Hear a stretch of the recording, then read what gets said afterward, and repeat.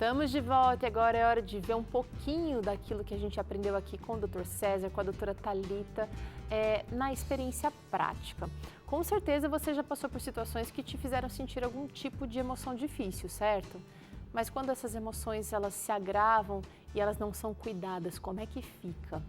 Agora a gente vai acompanhar a história da Eliane, que lidou com muitos problemas e precisou cuidar das emoções para viver com alegria. No nosso cotidiano, passamos por várias pessoas. Algumas até interagem conosco. E é estranho como todo mundo parece bem aos nossos olhos. Mas atrás de cada porta existe uma história, muitas vezes carregada de dor e sofrimento. E é uma dessas histórias que você vai conhecer agora. O maior sonho que eu tinha era de estudar, né? E meus pais, eles assim, preparavam tudo, o ambiente, tudo, compravam os cadernos, os livros. E o meu sonho era poder entrar numa sala de aula, né? E quando eu entrei dentro de uma sala de aula, aquilo para mim tornou-se uma guerra. Porque eu sofri um preconceito assim, racial, terrível. E isso me marcou a vida inteira. Tanto é que eu acabei abandonando a escola muito cedo. E foi uma coisa que eu guardei no meu coração.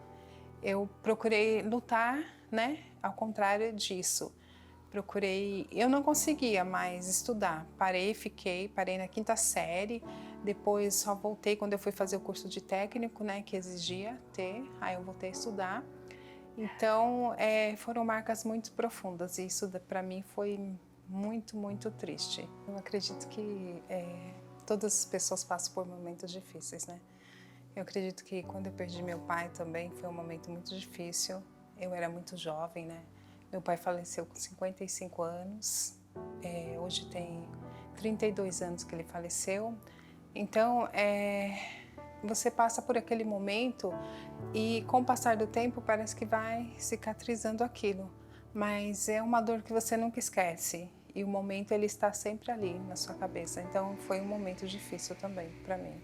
A resposta de Eliane às situações de dor e sofrimento era o silêncio, e foi assim durante boa parte da vida dela.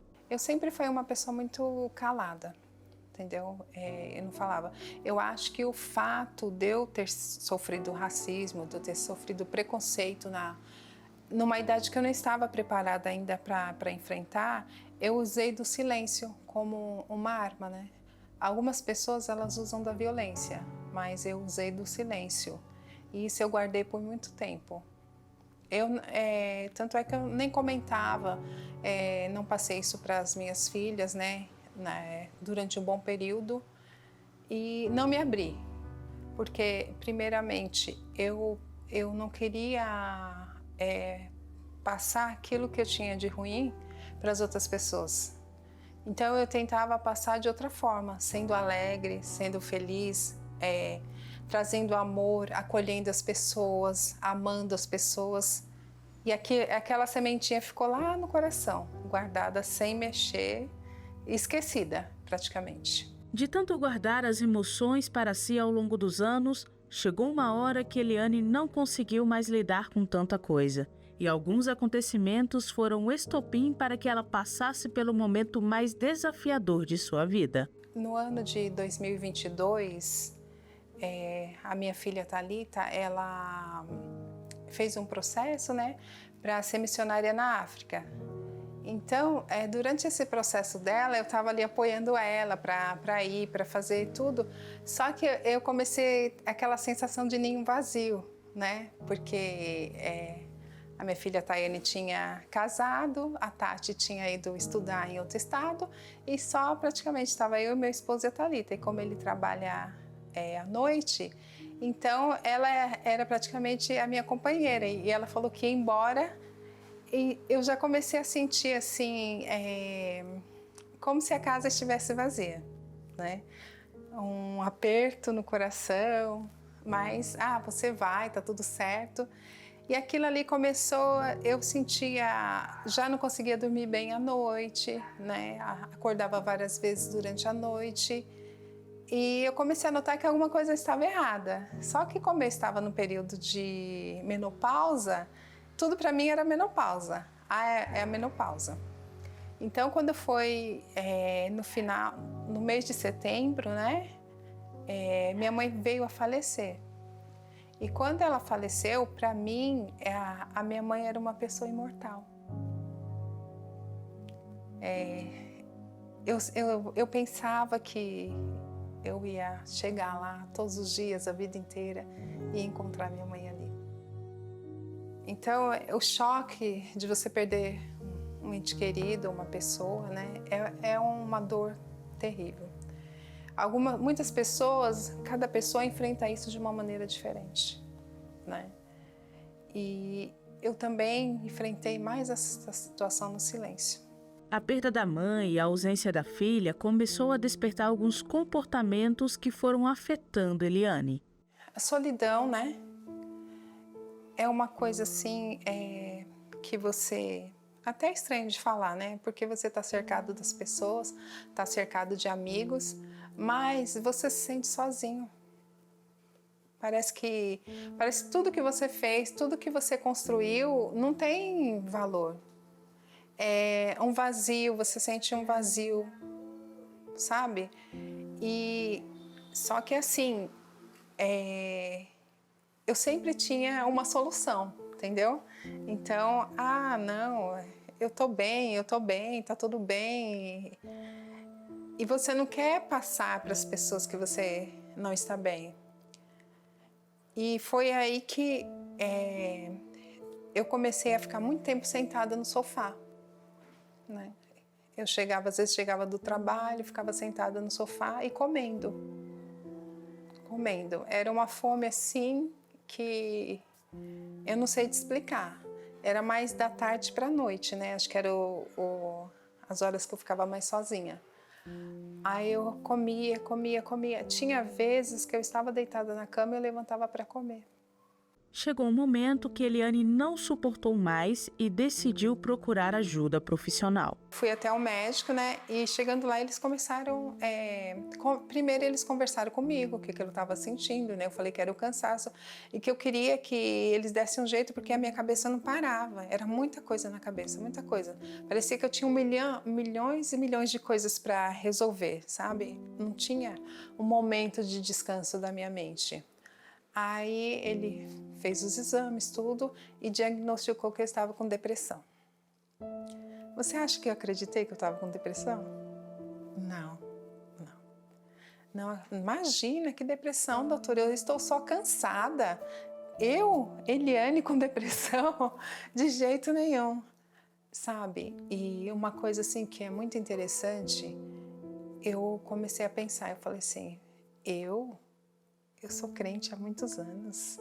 Eu com depressão, jamais. No início, Eliane ficou relutante em aceitar o diagnóstico, mas ao conversar com as filhas, ela entendeu que Deus também capacita os profissionais da saúde mental. Assim, ela começou o tratamento e aos poucos as coisas foram mudando. E eu tomei o medicamento, ela me encaminhou para psicoterapia, comecei a fazer a psicoterapia. E lá eu comecei a entender muitas coisas. O fato de eu ficar calada, de eu não falar essas questões, quando passou um determinado tempo, né, veio a depressão. Por isso que a gente tem que falar. Você não tem que chegar abrindo tudo para as pessoas, mas você tem que conversar sobre esses assuntos, e principalmente com profissionais que vai saber te ajudar e vai saber te acolher. Eu tive um acompanhamento muito bom porque fui mudando minha alimentação, né? Fui fazendo exercício físico, que ajuda bastante. E isso, com o passar do tempo, a dosagem do medicamento foi diminuindo, até que eu parei de tomar. E eu falei assim, eu tenho que procurar meios de estar mais ativa. Aí eu fui estudar. Hoje eu estou fazendo faculdade de psicologia e para poder também ajudar as pessoas. Hoje, Eliane entende a importância de falar sobre as emoções difíceis e tem conseguido lidar com essas questões de maneira mais leve e saudável. Como que eu lido? Eu converso, né? Eu acho que conversar é o mais importante. Então eu procurei conversar, eu procurei orar também, eu acho que é muito importante a gente orar e ajudar. Porque eu posso estar vendo o meu momento difícil, entendeu? E através do que eu vivi, eu posso ajudar as outras pessoas. Eu posso conversar com outro, olha, eu passei por isso e eu consegui resolver dessa forma. Eu acredito que o ajudar é muito importante também. Que bom ver que ela atravessou essa dificuldade e cresceu, inclusive, ao encarar o problema de um jeito mais proativo, né, gente? Talvez não precisasse demorar tanto tempo, né? Mas que bom que chegou o tempo, porque é importante a gente dar esse recado para quem está em casa. Você talvez não precise demorar tanto tempo como a Eliane. O que tem de tão terrível em você buscar ajuda? Não é ajuda, né? Então, é ajuda. E aí não tem problema, você pode... As pessoas têm crenças, às vezes, muito equivocadas, né? Sobre a psicoterapia e, sobretudo, na sua área, né? Da medicação.